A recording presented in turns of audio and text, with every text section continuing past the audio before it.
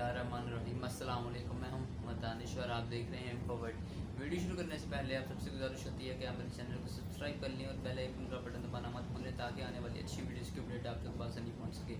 जैसे कि आप लोग जानते हैं कि आजकल जो इंसान कामयाब नहीं है वो कुछ भी नहीं है, मतलब कि उसकी कोई हैसियत नहीं है, उसकी कोई इज़्ज़त नहीं है। आज का जो मेरा मौजू है वो है कामयाबी कैसे हासिल की जाती है।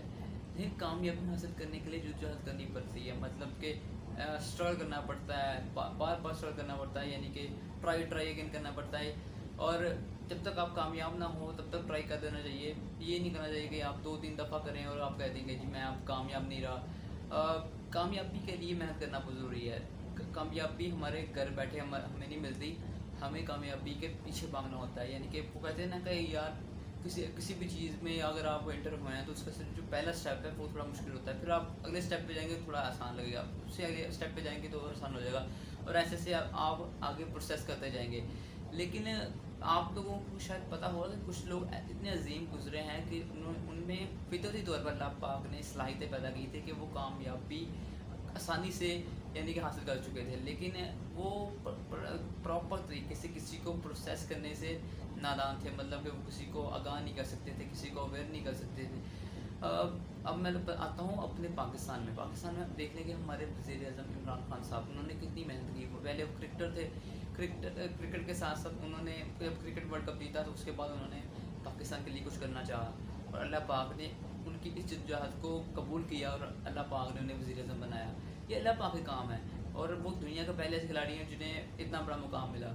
तो कुछ लोग ये कहते हैं कि जी हम घर कुछ करें कुछ ना और हमें घर बैठे कामयाबी मिल जाए।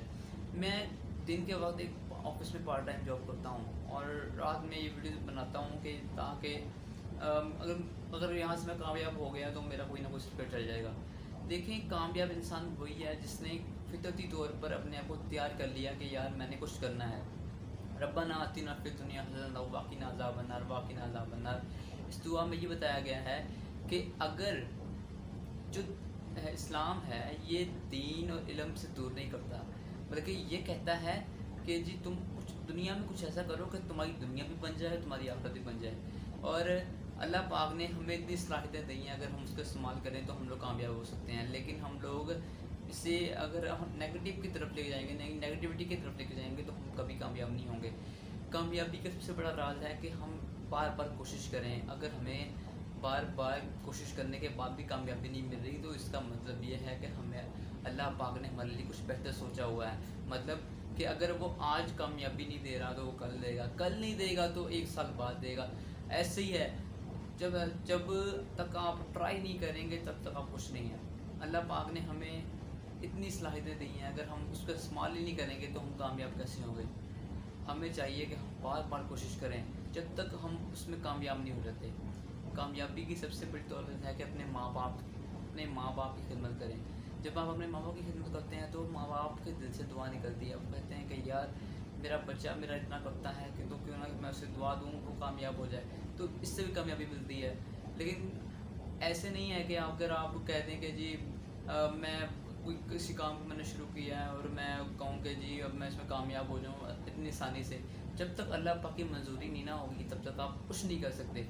और अल्लाह पाक जो भी करता है बेहतरी के लिए करता है, उसमें किसी ना किसी की चीज़ का भलाई होती है, यानी कि भलाई होता है। लेकिन बार बार मैं फिर यही कहूँगा कि ट्राई करना चाहिए, कामयाबी आपके पीछे भागेगी। और आप देख लें मिर्ज़ा गालिब शहरी में अपना मुकाम बना गए, सुकरात उसमें फ़लसफ़े में अपना नाम बना गया, और शेक्सपियर जो कि इतना बड़ा ड्रामा निगार गुजरा है और आज तक उसे याद किया जाता है। ये बड़े बड़े नाम थे, इन्होंने ट्राई किया, बार बार कोशिश की कि हमने कुछ बनना है।